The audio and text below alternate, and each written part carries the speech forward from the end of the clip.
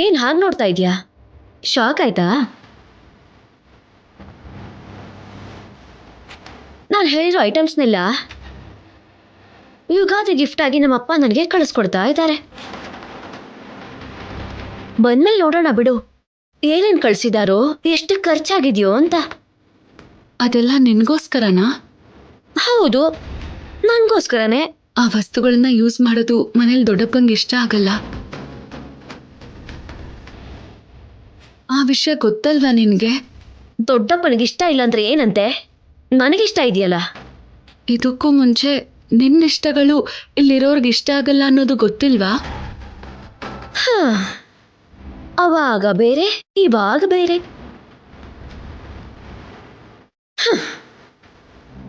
ನಾನು ಈ ಮನೆಗೆ ಸೊಸೆ.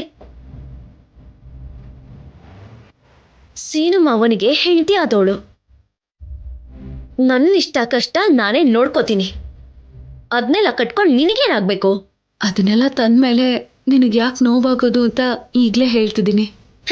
ಏನೇ ನೀನು ಹೇಳೋದು ನಾನು ಕೇಳಿಸ್ಕೊಳ್ಳೋದು?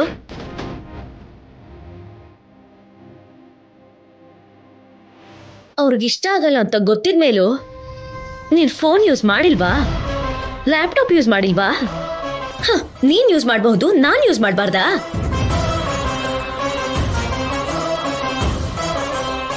ನೀನೇ ಹೇಳಿದ್ಯಲ್ಲ ನಾನು ಈ ಮನೆ ಸೊಸೆ ಅಂತ. ಈ ಮನೆ ಸೊಸೆ ಆಗಿ ಈ ಮನೆಯವರು ಯಾವ ಪದ್ಧತಿನ ಪಾಲಿಸ್ತಾರೋ ನೀನು ಪಾಲಿಸ್ಬೇಕು. ನಾನೇನೋ ಹೊರಗಡೆಯೊಳಾಗಿರೋದ್ರಿಂದ ದೊಡ್ಡಪ್ಪನ ವಿಷಯದಲ್ಲಿ ಯಾವುದನ್ನು ಅಷ್ಟಾಗಿ ತಲೆ ಕೆಡಿಸ್ಕೊಂಡಿಲ್ಲ. ಆದ್ರೆ ನೀನ್ ಈ ಮನೆ ಸೊಸೆ ಅಲ್ವಾ? ದೊಡ್ಡಮ್ಮ ಹೇಳಿದ್ರು, ಇಷ್ಟ ಆಗಿರೋರ್ಗೋಸ್ಕರ ಮನೆ ಹೆಸರನ್ನೇ ಬದಲಾಯಿಸ್ಕೋತೀವಿ, ಇಷ್ಟಗಳನ್ನ ಬಿಟ್ಕೊಡ್ತೀವಿ ಅಂತ. ಅದು ನಿಜ. ಒಂದ್ ಮನೆಗೆ ಸೊಸೆಯಾಗಿ ಬಂದಾಗ ಆ ಮನೆ ಹೆಸರು ಮಾತ್ರ ಅಲ್ಲ, ಪದ್ಧತಿನ ಕೂಡ ನಮ್ಮದಾಗಿಸ್ಕೋಬೇಕು. ಅದನ್ನ ಮರ್ತ್ ಹೋಗಿ ನೀನ್ ಹೀಗೆ ನಿನ್ನಿಷ್ಟಗಳು ಅಂದ್ರೆ ದೊಡ್ಡಪ್ಪ ಒಪ್ಕೊಳ್ಳೋದಿಲ್ಲ. ಮೇಲಾಗಿ ಸೀನು ನಿನ್ ವಿಷಯದಲ್ಲಿ ಸ್ವಲ್ಪ ಸೀರಿಯಸ್ ಆಗಿದ್ದಾನೆ, ಅವನನ್ನು ಮೈಂಡಲ್ಲಿ ಇಟ್ಕೋ. ಸೀನು ಮಾವ ಹೀಗೆ ನಡ್ಕೋತಾ ಇರೋದಕ್ಕೆ ಕಾರಣ ನೀನು.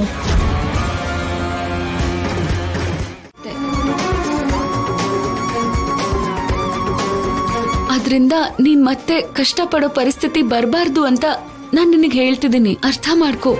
ನೀನೇನ್ ಹೇಳ್ಬೇಕು ಅಂತಿದ್ಯಾ, ಮಾತಾಡ್ಬೇಕು ಅಂತಿದ್ಯಾ ನಂಗೆ ಚೆನ್ನಾಗಿ ಗೊತ್ತಿದೆ. ನಿನ್ನ ಹತ್ರ ಇದೆಲ್ಲ ಹೇಳಿಸ್ಕೊಳ್ಳೋ ಅಗತ್ಯ ನನಗಿಲ್ಲ. ಏನಾದ್ಯಾ? ಯುಗಾದಿ ಬಹುಮಾನ ಅಂತ ಟಿವಿ, ಫ್ರಿಡ್ಜು ಏನೇನೋ ತರಿಸ್ಕೋತಿದ್ದಾಳೆ. ಹೌದು, ತರ್ಸ್ಕೋತಾ ಇದ್ದೀನಿ.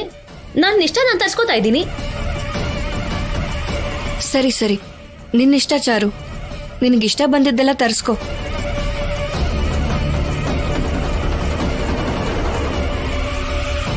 ರಾಜಿ, ಏನೇ ನೀನು ಕೂಡ?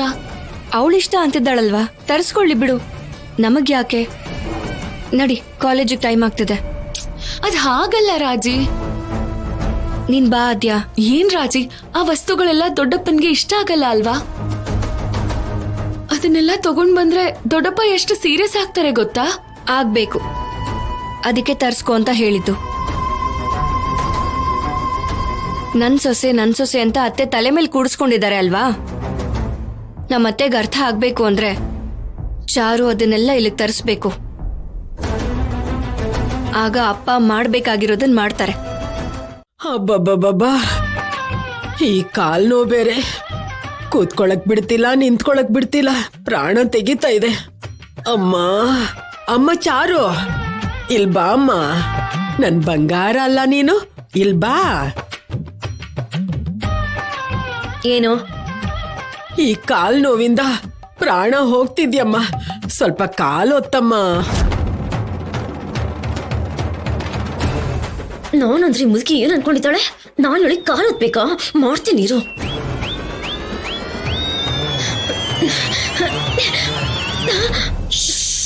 ನಾನು ಅವ್ರಿಗೆ ಕಾಲು ಹೊತ್ಬೇಕಂತೆ, ಮಾಡ್ತೀನಿ. ಬಾರೆ ಬಿಡಿಯತ್ತೆ, ಬಿಡಿ ಅಂತ ಹೇಳ್ತಿಲ್ವಾ? ಏನ್ ಮಾಡ್ತಿದ್ಯೆ? ನಮ್ಮಮ್ಮನ್ ಸಾಯಿಸ್ಬಿಡ್ತೀಯಾ ಹೇಗೆ? ನಾನು ಅಂದ್ರೆ ಏನ್ ಅನ್ಕೊಂಡಿದ್ದಾರೆ? ನನ್ಗೆ ಕಾಲ್ ಒತ್ತು ಅಂತ ಹೇಳ್ತಿದ್ದಾರೆ. ಹೋಗಿ ಕಾಲ ಮುರಿದು ಹಾಕ್ತೀನಿ. ಏ ನಮ್ಮಮ್ಮ ಕಣೆ. ನಮ್ಮಮ್ಮ ಆದ್ರೂ ಅಷ್ಟೇ. ನಾನ್ ಹೀಗೆ ನಮ್ ಮನೇಲಿ ನನಗೆ ಚಿಕ್ಕ ಕೆಲ್ಸ ಹೇಳಕ್ಕೂ ನಮ್ಮಪ್ಪ ಅಮ್ಮ ಹೆದರ್ತಾರೆ. ಅಂತದ್ರಲ್ಲಿ ಇವ್ರು ನನ್ಗೆ ಕಾಲ್ ಒತ್ತು ಅಂತ ಹೇಳ್ತಾರ. ನಿಂತ್ಕೊಳೆ, ನಿಂತ್ಕೋ. ಬುಲ್ಡೋಸರ್ ತರ ಹೋಗ್ತಾ ಇದೆಯಲ್ಲ ನೀನು. ಕೋಪ ಬರ್ತಾ ಇದೆ. ನೀನೇನ್ ಕಾಲ್ ಒತ್ತೋದ್ ಬೇಡ ಬಿಡು, ಕೊಡಿ. ಒತ್ತಲ್ಲ ಅಂತ ತಾನೇ ಹೇಳ್ತಾ ಇರೋದು. ಕಿರ್ಚಬೇಡ್ವೆ. ನಾನೇನ್ ಕಿರ್ಚ್ತಾ ಇಲ್ಲ. ನೀವ್ ತಡೀತಾ ಇದ್ದಿದ್ರೆ ನಿಮ್ಮಮ್ಮನ್ ಕಿರ್ಚಾಟ ಕೊನೆ ಆಗ್ತಾ ಇತ್ತು. ಅತ್ತೆ ಮುಂದೆನೆ ಅವಳ ತಾಯಿನ ಯಾವ ಸೊಸೆ ಆದ್ರೂ ಹೀಗೆ ಹೇಳ್ತಾಳ? ನಾನ್ ಹೇಳ್ತೀನಿ. ಏನೇ ಚಾರು, ಮದ್ವೆ ಆಗ್ತಿದ್ ಹಾಗೆ ಹೀಗ್ ಬದ್ಲಾಗೋಗಿದ್ಯಲ್ಲೇ. ಹ, ಏನೋ ವಯಸ್ಸಾದವರು ಸ್ವಲ್ಪ ಹೊತ್ತು ಕಾಲ್ ಒತ್ತು ಅಂದ್ರೆ ಅದ್ರಲ್ಲಿ ತಪ್ಪೇನಿದೆ ಹೇಳು? ಹೌದಾ? ಹಾಗಾದ್ರೆ ಹೋಗಿ ಕಾಲ್ ಮುರಿದು ಬರ್ತೀನಿ. ಅಯ್ಯೋ, ಬೇಡ ಬೇಡ ಬೇಡ ಬೇಡ ಬೇಡ. ಇದನ್ನ ನಿಲ್ಕೊಡು, ನಾನೇ ಹೋಗಿ ಕಾಲ್ ಒತ್ತುತ್ತೀನಿ. ನೀನ್ ಹೋಗು. ಚಾರು ಬಾಮ್ಮ. ಶುರುವಾಯ್ತು ಮುಗ್ದಿದ್ದು. ಹೇಳ್ತಿದ್ದೀನಲ್ಲ, ಹೋಗು. ಏನಮ್ಮ ಚಾರು, ಕಾಲ್ಗ್ ಹಚ್ಚಕ್ಕೆ ಎಣ್ಣೆ ತರಕ್ ಹೋಗಿದ್ಯಾ? ಏನು ಬೇಡಮ್ಮ, ಬರೀ ಕಾಲ್ ಒತ್ತು ಸಾಕು. ಹುಚ್ಚ ಹುಡುಗಿಗೆ ನಾನಂದ್ರೆ ಎಷ್ಟು ಪ್ರೀತಿ.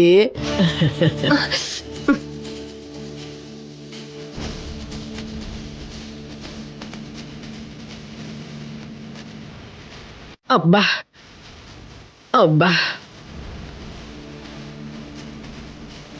ಎಷ್ಟ್ ಚೆನ್ನಾಗ್ ಒತ್ತುತ್ತೀಯ. ಟೇಟ್ ನನ್ ಮಗಳು ಒತ್ತೋ ತರಾನೇ ಇದೆ.